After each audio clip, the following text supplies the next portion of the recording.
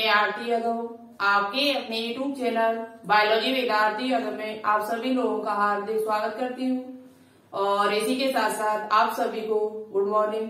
और जैसा कि आप सभी प्यारे प्यारे स्टूडेंट्स को पहले से पता है, हम यहाँ पर क्लास 12 की बायोलॉजी आपको पढ़ा रहे हैं, जो कई एग्जाम है जैसे CP net, AIIMS nursing, RUHS, BHU, paramedical, pharmacy, in exam को टारगेट रखते हुए ये क्लास हमने आपके लिए स्टार्ट की है। अब यदि आप इनमें किसी भी एग्जाम की तैयारी कर रहे हो, पैरामेडिकल एग्जाम 2022 की, तो आप इन क्लास को जरूर फॉलो करिए। बहुत ज्यादा एग्जाम में आपको बेनिफिट मिलेगा और आप बायोलॉजी में बहुत ही अच्छा करके आएंगे। जैसा कि आप सभी को पता है पहले से कि यहाँ पर हम क्लास 12 बायोलॉजी का फर्स्ट चैप्टर जीवों में जन्म, रिप्रोडक्शन इन ऑर्गेनिज्म, ये हम आपका फिनिश करा चुके विद MCQ के साथ।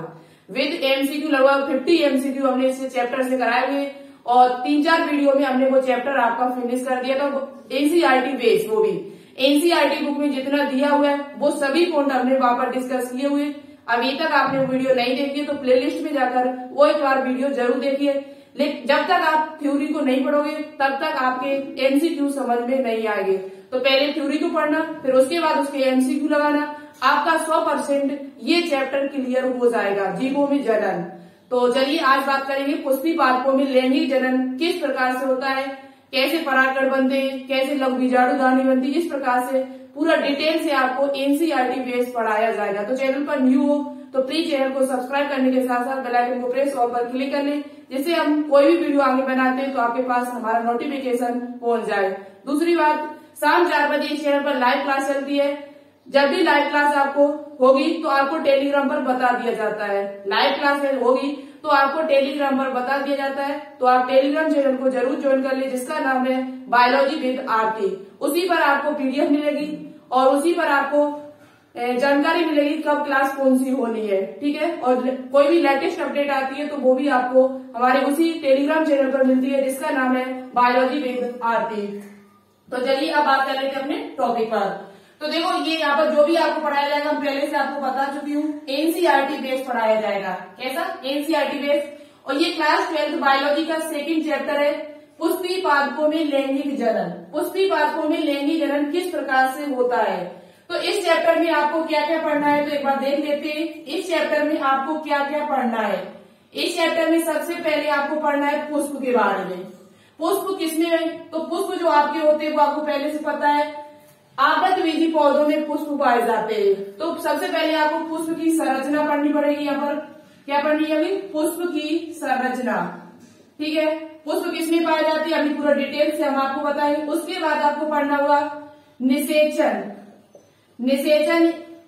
निषेचन पूर्व संरचनाएं एवं घटनाएं। निषेचन पूर्व मतलब पुष्पी पादपों में निषेचन जो फर्टिलाइजेशन है वो किस प्रकार से होता है, ये सभी NCERT में से। NCERT बुक अगर आपके पास है तो आप खोल के रख लीजिएगा और देखते हुए मेरे साथ चलें तो आपको बहुत अच्छी तरीके से समझ में आएगा। निषेचन पूर्व संरचनाएं व घटनाएं। निषेचन से पहले क्या संरचनाएं बनती है पुष्प में, फूल में, और साथ ही साथ उसमें क्या क्या घटनाएं घटित होती है, यानी कि इसे इंग्लिश में कह सकते हैं प्री फर्टिलाइजेशन, स्ट्रक्चर एंड आपके इवेंट्स, ठीक है, समझ में आया। निषेचन पूर्व संरचना व घटना। उसके बाद आपको इस चैप्टर में पढ़ने को मिलेगा, उससे पहले निषेचन से पहले आपको पता है यहाँ पर एक चीज और आपको पढ़ने को मिलेगी, परागण जो होती है पॉलिनेशन। पॉलिनेशन कितने प्रकार का होता है, क्या होता है पॉलिनेशन, किसके माध्यम से होता है, ये आपको पढ़ने को मिलेगा इस चैप्टर में। आपको दोहरा निषेचन क्या पढ़ने को मिलेगा, दोहरा निषेचन आपको पढ़ने को मिलेगा इसमें। दोहरा निषेचन यानी कि डबल फर्टिलाइजेशन, द्विनिषेचन जिसे कहते हैं, क्या कहते हैं, द्विनिषेचन की जिसे कहते हैं, ये आपको इस चैप्टर में पढ़ने को मिलेगा। उसके बाद आपको यहाँ पर निषेचन पूर्व निषेचन पश्च घटनाएं, यानी निषेचन के बाद क्या क्या होता है, निषेचन पश्च घटनाएं, संरचनाएं एवं घटनाएं। निषेचन पश्च संरचनाएं व घटनाएं, यानी कि हम कह सकते हैं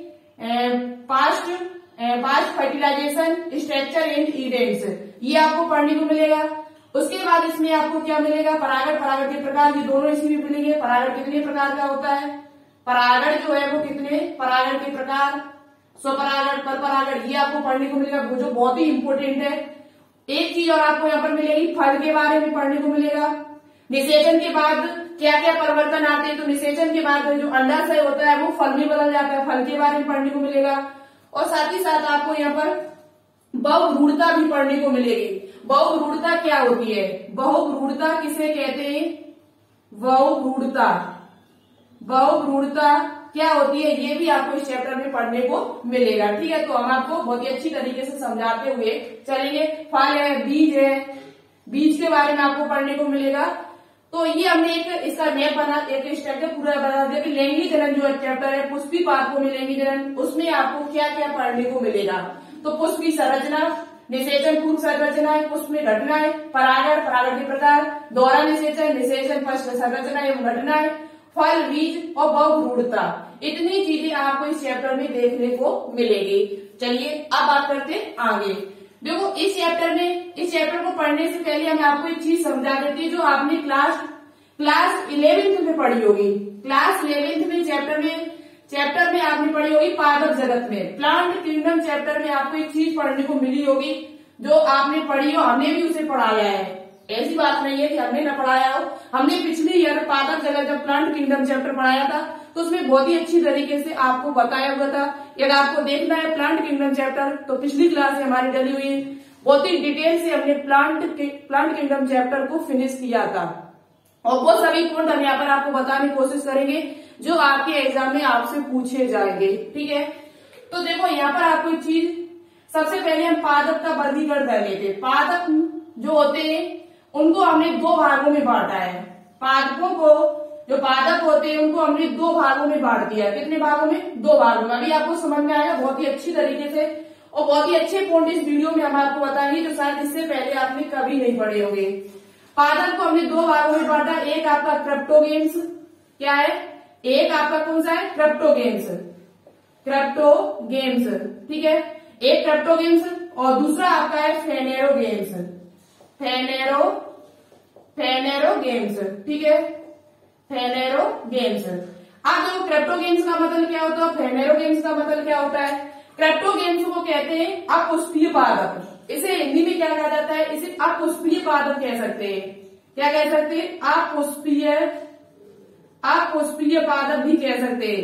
दूसरी बात, जो क्रिप्टोगेम्स पादप होते हैं ये बीज रहित होते हैं। कैसे रहित होते, बीज रहित होते, इनमें बीज नहीं बनते। जो फेनेरोगेम्स पादप होते हैं ये बीज युक्त होते हैं, इनमें बीज पाए जाते हैं। क्या पाए जाते हैं, बीज। जब आप इस चीज को समझोगे तभी आपको आगे की चीज समझ में आएगी। ठीक है, तो वीडियो को स्किप नहीं करना और जो भी इस बोर्ड पर हम लिख रहे हैं वो सभी नोटबुक पे नोट डाउन करते हुए मेरे साथ चलना है, तभी आपकी तैयारी अच्छी तरीके से हो सकेगी। तो फेनेरोगेम्स जो होते हैं उन्हें बीज पाए जाते हैं, बीज युक्त होते हैं, सीड पाया जाता है। क्या पाया जाता है इनमें आपके क्या पाया जाता है, सीड पाया जाता है। ठीक है, इनमें आपका क्या पाया जाता है, बीज पाया जाता है। ठीक है, उसके बाद अब आप कहते हैं क्रिप्टोगेम्स जो होते हैं इनको भी तीन भागों में बांटा गया। कितने भागों में, तीन भागों में। एक आपका होता है सबसे पहले पृथ्वी पे जो सबसे पहले पादप आए हुए थे। यदि आपसे पूछा जाए इस पृथ्वी पर सबसे पहले कौन से पादप आए हुए थे, तो थैलोफाइट, जिसमें ना तो जड़ होती है, ना तना होता है, ना ही पत्ती होती है। थैलस शरीर इनका होता है, जड़ तना पत्ती एक भी नहीं इनमें पाए जाते, न जड़ होता है, न तना, न पत्ती, कुछ भी इनमें नहीं होता है। और ये पृथ्वी पर सबसे पहले पादप आए हुए थे। पृथ्वी पर प्राचीन पादप पूछे जाए आपसे तो वो आपके कौन से, थैलोफाइट जो है वो सबसे पहले इस पृथ्वी पर आए हुए थे। उसके बाद आपका आते हैं ब्रायोफाइट। कौन से आते हैं, ब्रायोफाइट। ठीक है, उसके बाद आपके आते हैं टेरिडोफाइट। ये ऐसे पादप के समूह है, ऐसा पादप समूह है जिसमें बीज नहीं पाए जाते। क्या नहीं पाए जाते, बीज नहीं पाए जाते। ऐसे पादप जिनमें बीज नहीं पाए जाते, बीज रहित होते, उनको क्रिप्टोगेम्स कहा जाता है। ये पॉइंट आपसे पूछा जा सकता है। ऐसे पादप जिनमें बीज नहीं पाए जाते उनको क्या कहा जाता है, तो उनमें जब देखो पुष्प नहीं होगा तो बीज भी नहीं बनेगा, तो इनमें पुष्प भी नहीं पाए जाते, तो ऐसे पादपों को क्या कहा जाता है, क्रिप्टोगेम्स कहा जाता है। दूसरी बात करते हैं फेनेरोगेम्स कितने होते हैं। फेनेरोगेम्स को दो भागों में हमने बांट दिया। एक आपका है अनावृत बीजी, अनावृत बीजी जिसे इंग्लिश में कहा जाता है जिम्नोस्पर्म। क्या कहा जाता है? जिम्नोस्पर्म कहा जाता है। और नेक्स्ट आपका है आवृत बीजी। क्या है? आवृत बीजी, आवृत बीजी जिसे इंग्लिश में कहा जाता है एंजियोस्पर्म। क्या कहा जाता है? एंजियोस्पर्म कहा जाता है। ठीक है, तो आपको पता है एंजियोस्पर्म क्या होते हैं और मतलब अनावृत बीजी क्या होते हैं, आवृत बीजी क्या होते हैं। आवृत बीजी का मतलब होता है जिनके बीज के ऊपर खोल चढ़ा हो, जिनके बीज के ऊपर कोई आवरण चढ़ा हो, कवर चढ़ा हो, उनको कहा जाता है आवृत बीजी। और जिनके बीज के ऊपर कोई कवर नहीं पाया जाता है उनको कहा जाता है क्या? अनावृत बीजी। ये चीज हम आपको जब ये चैप्टर पढ़ाएंगे तो बहुत ही डिटेल से पढ़ाएंगे, लेकिन यहाँ पर हमारे बताने का मकसद क्या था वो ध्यान से सुनना। पादप को हमने दो भागों में बांट दिया, क्रिप्टोगेम्स, फेनेरोगेम्स। फेनेरोगेम्स के अंतर्गत हमारे अनावृत बीजी और आवृत बीजी आते हैं। इनमें आपके एक भी में क्या नहीं पाए जाते? बीज नहीं पाए जाते, जबकि इनमें आपके बीज पाए जाते हैं। तो यहाँ पर जो बात हुई थी वो पुष्पीय पादपों की हुई थी। किसकी बात हुई थी? पुष्पीय पादपों की। तो आपके एकमात्र एक ऐसा समूह है जो इस टाइम प्रेजेंट टाइम पे आधुनिक पादप जो देखे गए इस टाइम जो पादप है आवृत बीजी पादप। जितने भी आवृत बीजी पादप होते हैं वो सभी आपके पुष्पीय पादप होते हैं। इनको पुष्पीय पादप भी कह सकते हो। जितने भी आपके आवृत बीजी पादप होते हैं वो सभी आपके पुष्पीय पादप कहलाते हैं। इनकी फ्लावरिंग प्लांट्स कहलाते हैं। इन पादपों में फूल पाए जाते हैं, पुष्प लगते हैं। तो आप क्या पूछा जाए कि पुष्पीय पादप किस समूह के अंतर्गत रखे जाते हैं, तो पुष्पीय पादपों को आवृत बीजी के अंतर्गत रखा जाता है।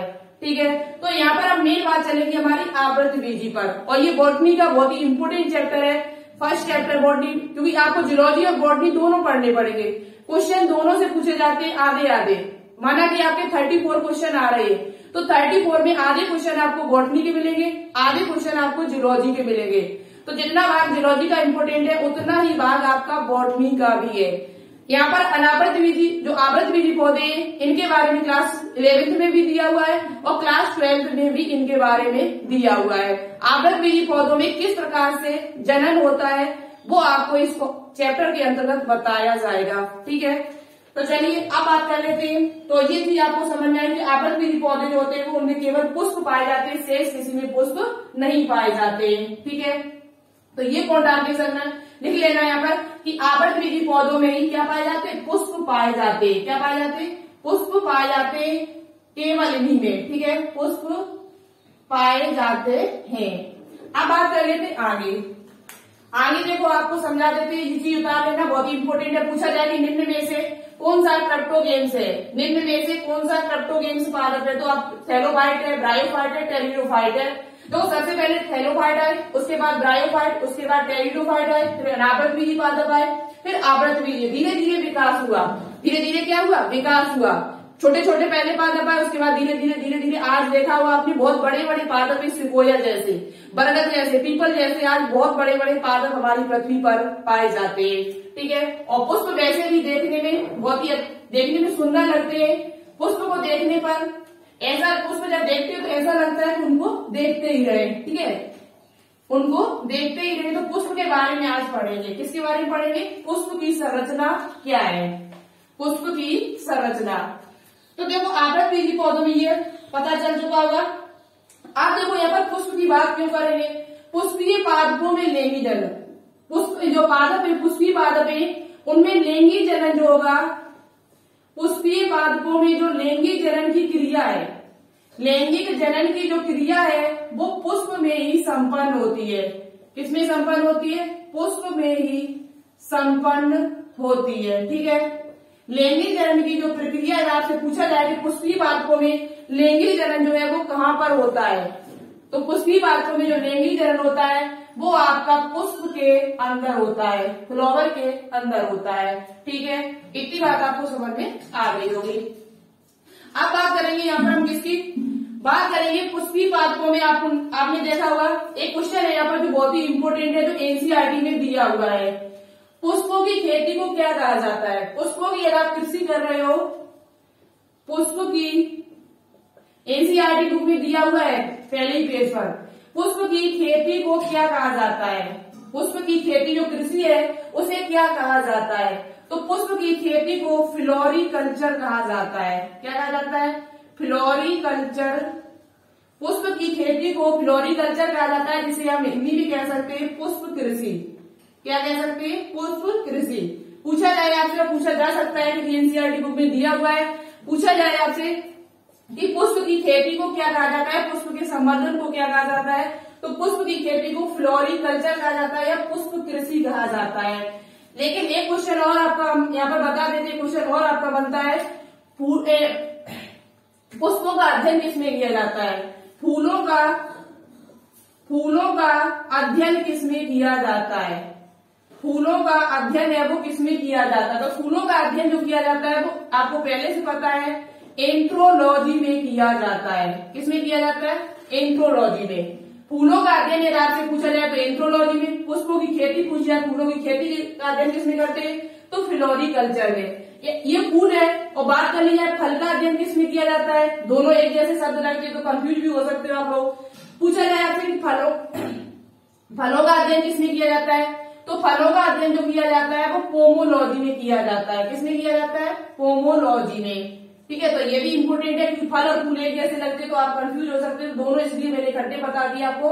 फूलों का अध्ययन एंथ्रोलॉजी में किया जाता है, जबकि फलों का अध्ययन जो किया जाता है वो पोमोलॉजी में किया जाता है। जब आप फल पढ़ोगे तब आपको फिर बताते हैं हम, तो यहीं पर आप नोटबुक में नोट डाउन कर लेना। ठीक है, अब बात करते हैं कि पुष्प की संरचना के बारे में। ठीक है, पुष्प की संरचना मेरे साथ बताते हुए चलना तो ज्यादा बेहतर रहेगा आपके लिए। नोट्स बनाते हुए चले और उनको रिवाइज करते हुए चले, क्योंकि हम जब इसका टेस्ट लेंगे तो आपके सभी क्वेश्चन सही होने चाहिए। अब बात करते हैं पुष्प की संरचना। पुष्प की संरचना बहुत ही इंपोर्टेंट है, जो वेरी वेरी इंपोर्टेंट है। यहां से आपके एग्जाम में क्वेश्चंस बनते हैं, जिसे इंग्लिश में कहा जाता है structure of flower. Structure of flower. ठीक है, चलिए नेक्स्ट स्लाइड पर हम आपको बताते हैं डिटेल से। देखो पुष्प की संरचना में यहाँ पर थोड़ा सा छोटा सा चित्र बनाया हुआ है और आपके समझने के लिए काफी है। इस चित्र की सहायता से आप समझ सकते हो कि पुष्प में कितने चक्र होते हैं, कहाँ पर क्या होता है, और यहाँ से आपके एग्जाम में क्वेश्चंस बनते हैं। कैसे क्वेश्चन बनते हैं चलिए हम आपको दिखाते हैं। पुष्प की संरचना, पुष्प देखो जो होता है, आपने फूल देखा होगा, तोड़ा भी होगा और चोरी भी की होगी। तो पुष्प में 4 चक्र पाए जाते हैं। पुष्प में कितने चक्र पाए जाते हैं? 4 चक्रों से मिलकर बना होता है। 4 चक्र होते हैं इसमें। एक आपका होता है बाह्य दल, जिसे इंग्लिश में कहा जाता है सेपल्स, जो आपको बाहर दिखाई दे रहा है। सबसे बाहरी आपका कैसा होता है? हरा कलर का। पुष्प का सबसे बाहरी भाग आपने देखा होगा, जब पुष्प खिलता नहीं है उससे पहले आपने देखा होगा कि पुष्प के ऊपर एक हरा हरा पार्ट होता है, हरा हरा कवर सा चढ़ा होता है, जिसे कहा जाता है बाह्य दल। क्या कहा जाता है? बाह्य दल कहा जाता है। ये आपका जो भाग है उसे कहा जाता है बाह्य दल। क्या कहा जाता है? बाह्य दल कहा जाता है।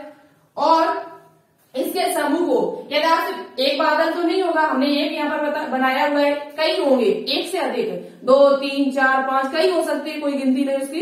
तो यहाँ पर बाह्य दल जो होंगे, एक बादल की बात हो रही है, एक की बात हो रही है, तो हमारा क्या हो जाएगा? बादल कहेंगे उसे। और कई सारे एक से अधिक बाह्य दल है तो उसे कहा जाता है बाह्य दल पुंज। पुंज का मतलब होता है समूह, यानी एक से अधिक, एक से अधिक।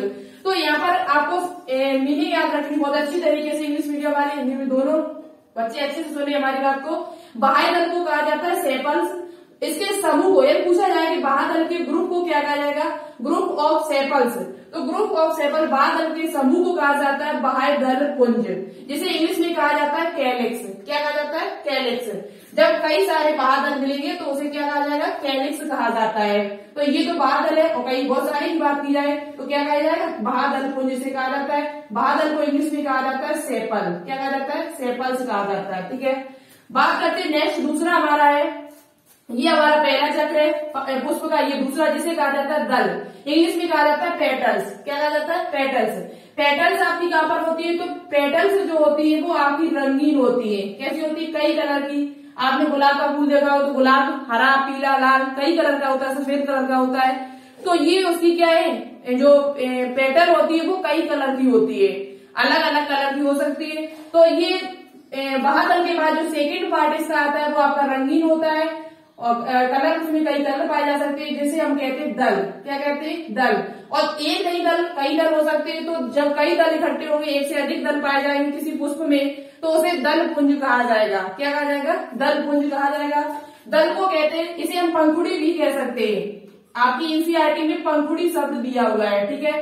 तो दल जिसे पेटल्स कहते हैं, पेटल्स के समूह को दल पुंज कहा जाता है, जिसे कोरोला कहा जाता है। कोरोला। क्या कहा जाता है? कोरोला। पूछा जा सकता है कि पेटल्स के समूह को क्या कहा जाता है, पेटल्स के ग्रुप को क्या कहा जाता है, तो कोरोला कहा जाता है जब एक से अधिक पाए जाए किसी पुष्प में। तीसरे नंबर पे बात करते हैं जो मोस्ट इंपोर्टेंट है और आपके एग्जाम में यहाँ से क्वेश्चन बनते हैं। क्वेश्चन क्या बनेगा आपसे कि पुष्प में नर जनन अंग कौन सा है? पुष्प में मेल रिप्रोडक्टिव ऑर्गन किसे कहा जाता है?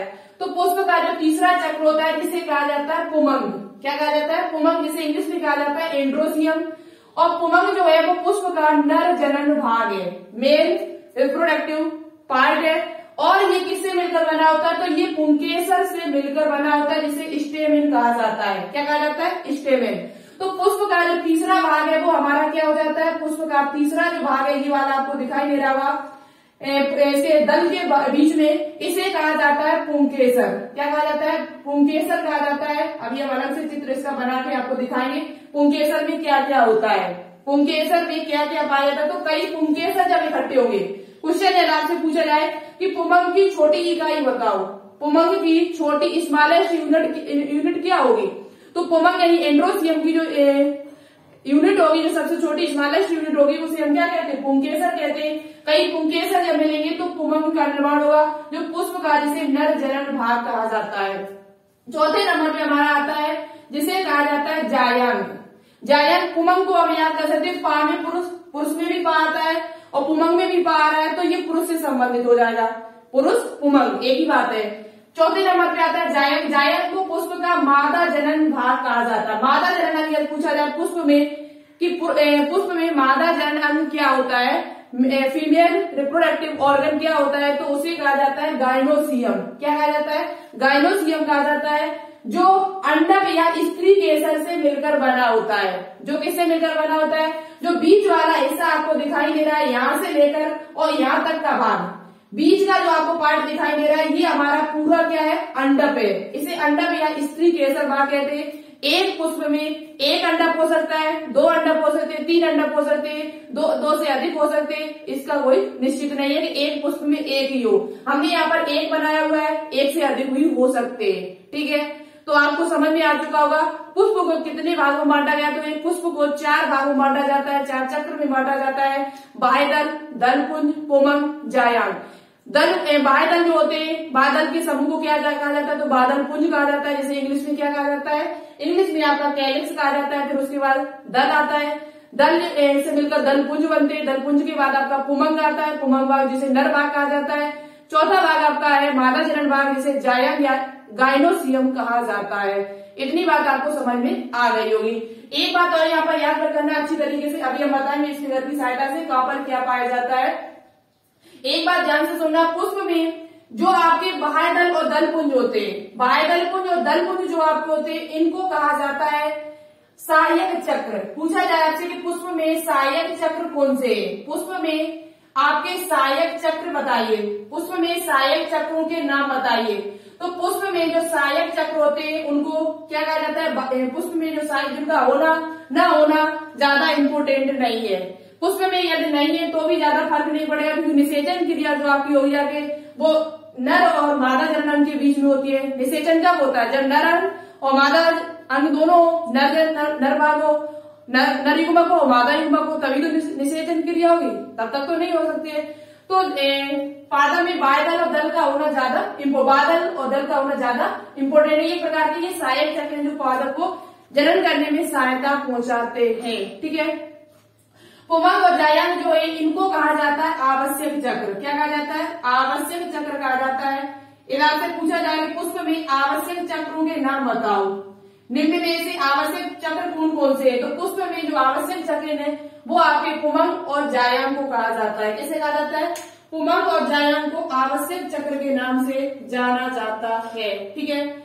तो ये बात आपको समझ में आ चुकी होगी कि पुष्प में आवश्यक चक्र कौन कौन से होते हैं। पुष्प में आवश्यक चक्र कौन कौन से होते हैं।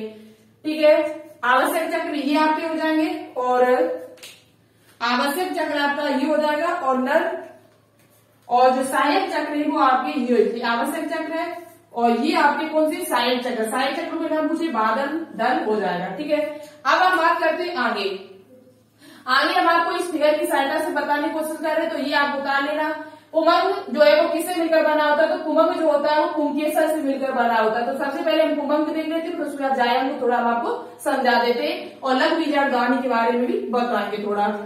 ठीक है, तो देखते हैं आगे। पुष्प की संरचना में आपको पढ़ना क्या है, पुमंग। पुष्प की संरचना में आपको क्या पढ़ना है, पुमंग को पढ़ना है सबसे पहले। ठीक है, जिसे नर जनन भाग कहा जाता है, जिसे क्या कहा जाता है, नर जनन भाग कहा जाता है पुमंग, जिसे इंग्लिश में क्या कहा जाता है, एंड्रोसियम कहा जाता है। पुमंग को इंग्लिश में क्या कहा जाता है, एंड्रोसियम कहा जाता है।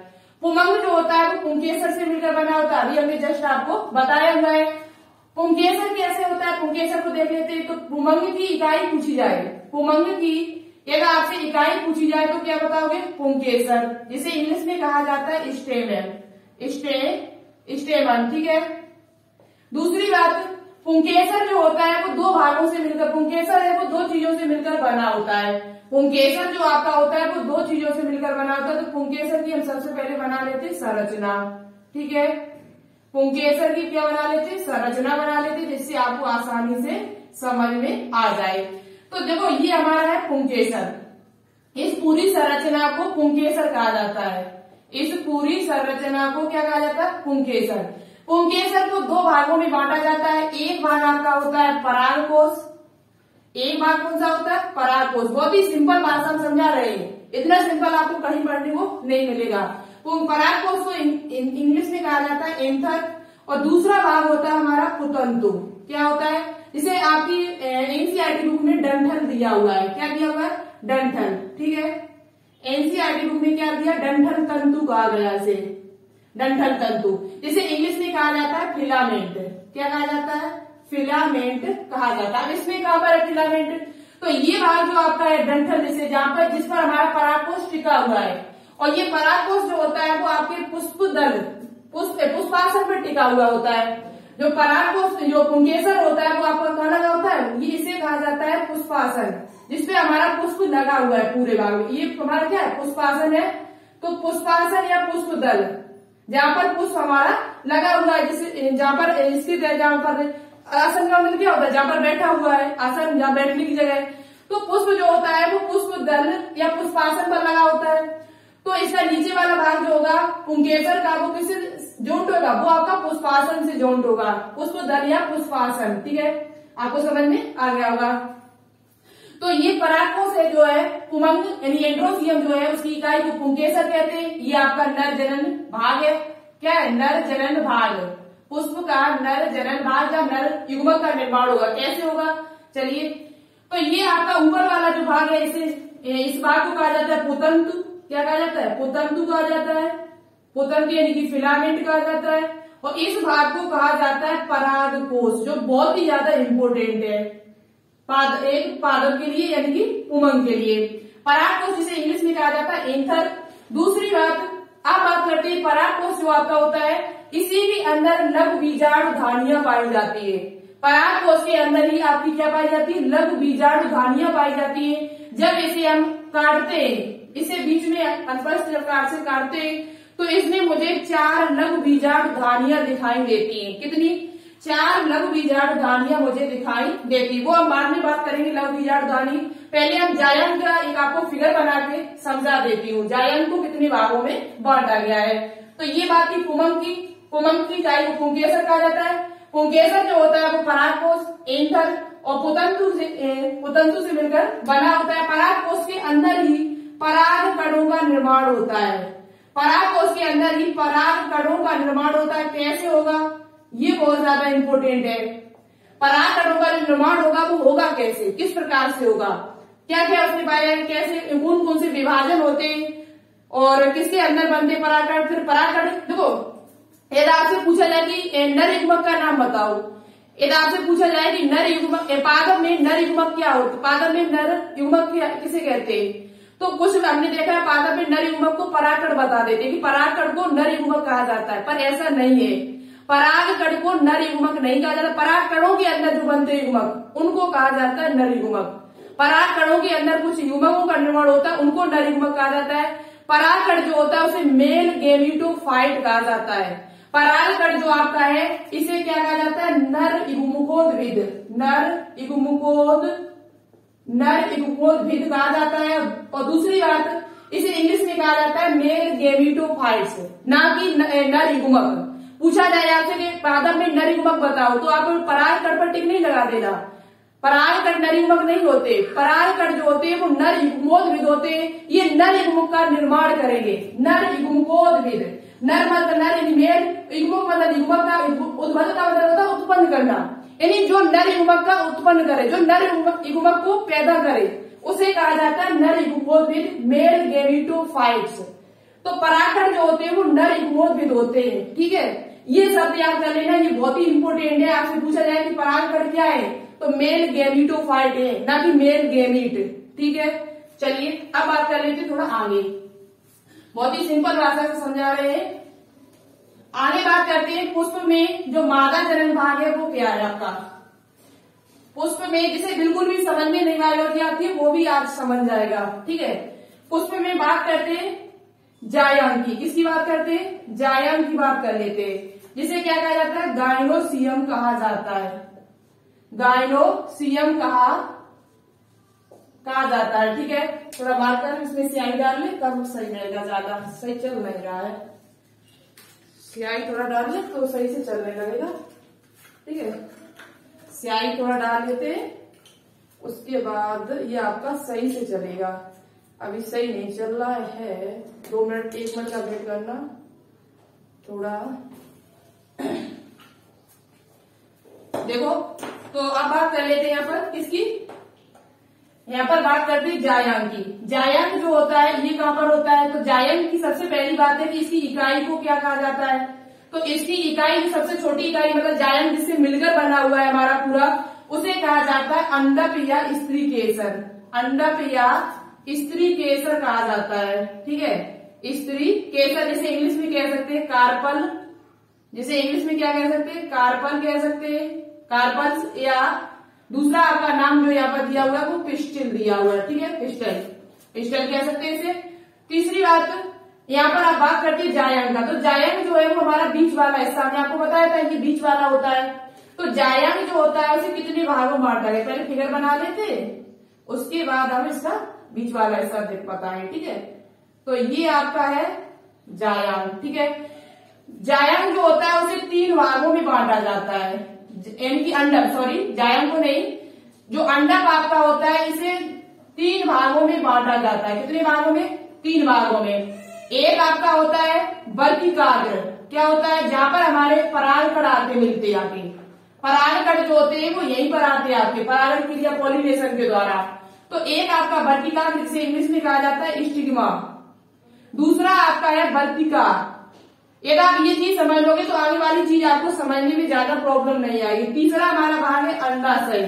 क्या होता है, अंडाशय, जिसे इंग्लिश में कहा जाता है ओवरी। क्या कहा जाता है, ओवरी कहा जाता है, जो अंडाशय ही आपका फल का निर्माण करता है। निषेचन के बाद जो अंडाशय होता है वो फल में बदल जाता है, और इसके अंदर जो बीजांड होते हैं वो बीज में परिवर्तित हो जाते हैं। अंडाशय भित्ति जो होती है वो फल भित्ति में बदल जाती है, जो हम आपको इससे पहले वाली वीडियो में बता चुकी हूँ। तो ये वर्तिका जिसे कहा जाता है, इसे स्टिग्मा कहा जाता है, इसे कहा जाता है स्टाइल। क्या कहा जाता है, स्टाइल कहा जाता है। ठीक है, ऊपर वाला जो भाग होता है इसे वर्तिकाग्र कहा जाता है। क्या कहा जाता है, वर्तिकाग्र। बीच वाला जो हिस्सा होता है इसे कहा जाता है वर्तिका, और ये मोटा सा जो आपको गोल सा दिखाई दे रहा है इसे कहा जाता है अंडाशय। क्या कहा जाता है, अंडाशय, यानी कि ओवरी कहा जाता है। ठीक है, अब देखो जो परागण होते हैं, जो परागण आएंगे वो आपके वर्तिकाग्र पर आते हैं। कहां पर आते हैं, वर्तिकाग्र पर आते हैं, और वर्तिकाग्र से ये एक नलिका के द्वारा माध्यम से, नलिका की सहायता से क्या होते हैं, अंदर प्रवेश कर जाते हैं। और ये इसमें होता है क्या, बीजांड होता है, इसके अंदर क्या पाया जाता है, बीजांड पाया जाता है। और ये इसका प्लेसेंटा होता है, जिसका इसे जहां पर ये रुका होता है इसे प्लेसेंटा कहा जाता है। ये इसे फ्यूनिकल कहा जाता है। क्या कहा जाता है? फ्यूनिकल।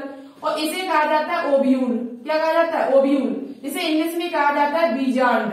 क्या कहा जाता है? बीजांड। इसके अंदर आपके क्या पाए जाते हैं? बीजांड पाए जाते हैं। भ्रूणकोश इसी के अंदर होता है। भ्रूणकोश में कैसे बीजांड का अंदर क्या क्या होता है वो चीज हम आपको आगे बताएंगे जब इसे डिटेल से पढ़ाएंगे। ठीक है, तो अभी सिर्फ आप इतना जान लो कि जायक जो होता है और इस पूरे भाग को, ये पूरा जो आपका यहाँ से लेकर यहाँ तक जो है इसे स्त्री केसर कहा जाता है, यानी अंडप कहा जाता है। क्या कहा जाता है? अंडप, स्त्री केसर।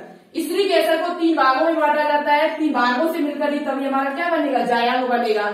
और एक पुष्प में कई अंडप या स्त्री केसर हो सकते हैं।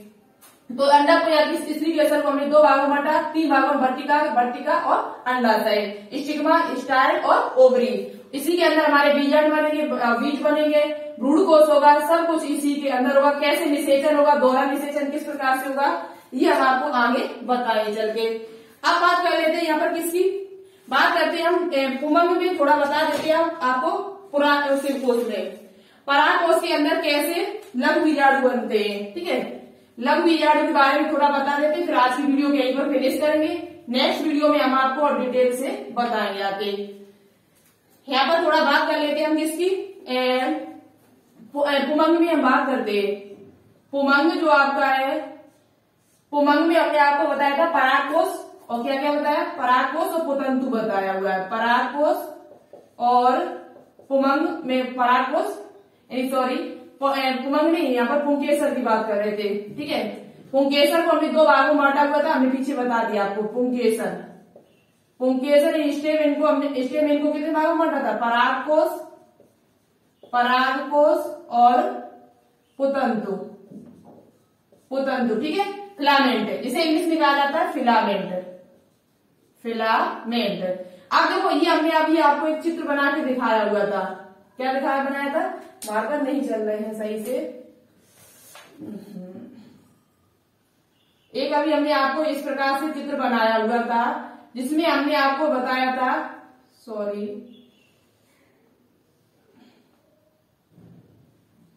ये देखो, ये इसका है परागकोश। क्या है? परागकोश है। और परागकोश के अंदर ही आपकी क्या पाई जाती है? परागकोश के अंदर ही आपकी लघु बीजाणु। जब इसे हम काटते हैं तो कुछ इस प्रकार से संरचना बन के दिखाई देती है मुझे, कुछ इस प्रकार से संरचना बन के तैयार हो जाती है। ठीक है, इस प्रकार से। तो जब हम इसे काटते हैं तो इसमें 4 लघु बीजाणु धानी बन के तैयार होती है। लघु बीजाणु धानियों को इंग्लिश में कहा जाता है माइक्रोस्पोरेंजियम।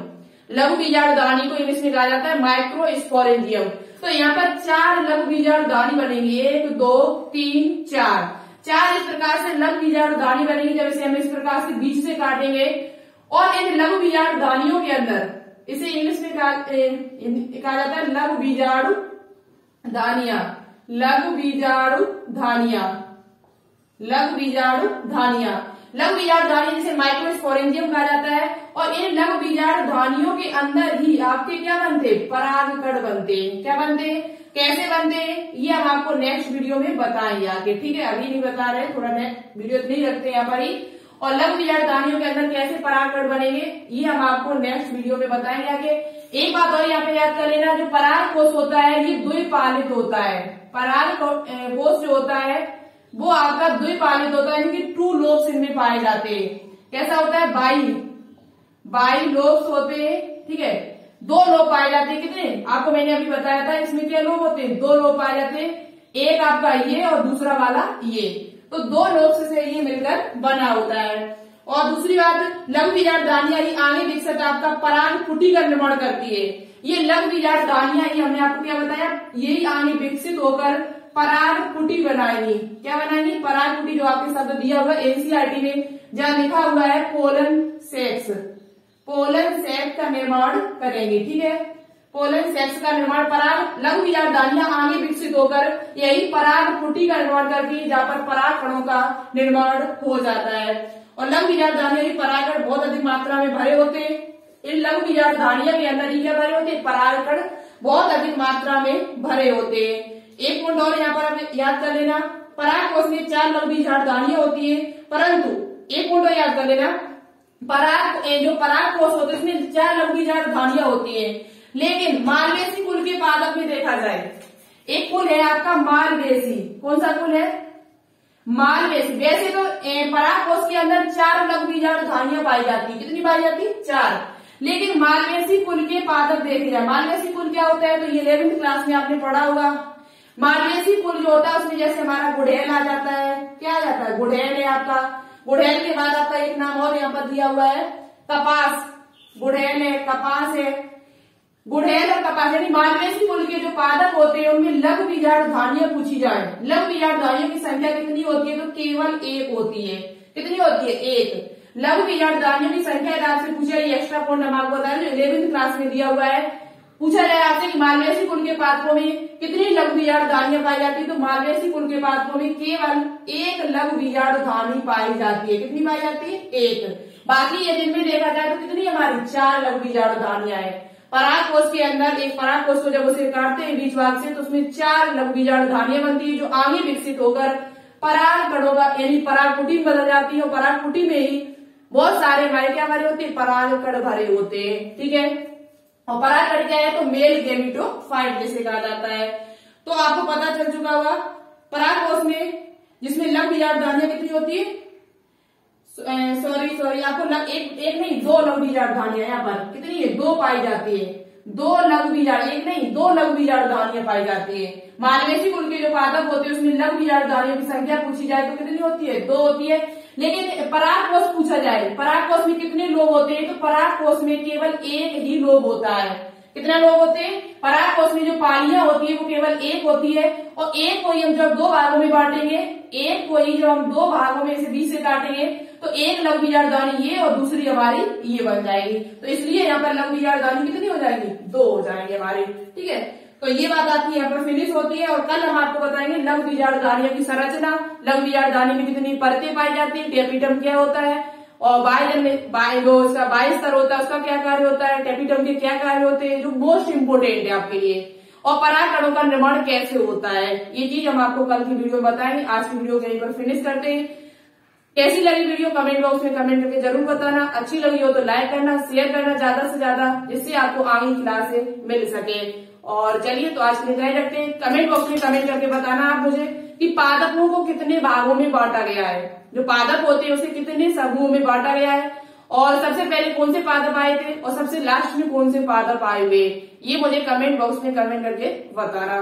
नरयुग्मक को क्या, पादप में नरयुग्मक कौन होता है, ठीक है। और पादप में जो पुष्प है उसे कितने भागों में बांटा गया है, पुष्प को कितने भागों में बांटा गया है, नर भाग कौन सा होता है, मादा भाग कौन सा होता है, ये क्वेश्चन आप मुझे आंसर इनका कमेंट बॉक्स में कमेंट करके बताना। देखिए सबसे अच्छा और सबसे राइट आंसर कौन देता है। वीडियो अच्छी लगी तो लाइक करना। आज के लिए इतना ही रखते, मिलते फिर नेक्स्ट वीडियो में। Thank you so much. जय हिंद, जय भारत।